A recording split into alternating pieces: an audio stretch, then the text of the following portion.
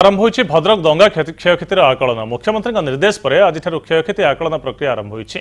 जिला प्रशासन क्षयक्षतिर आकलन करुछि। आरआई नेतृत्व में प्रशासन 4टी टीम क्षयक्षतिर आकलन करुछन्ति।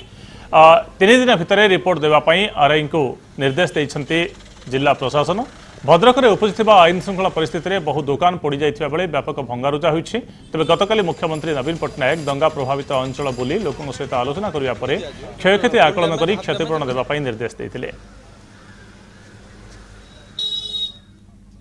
क्राइटेरिया जहाँ अच्छी बर्तमान ओनर प्रकृत जे ओनर अच्छी रेंटेड मालिक जी अच्छा से नाटा नौचु एवं से जे भड़ार जे रेंटेड जहाँ दिखाई जे दुकान करुच्ची ता ना भी आम रखुचु आ फुली डैमेज जोटा अच्छी आम फुली डैमेज भी लिखुचु तार अप्रोक्सीमेट आम लॉस टा कैटेगरी दबु दुकान अनुजाई आम देखिकी दबु।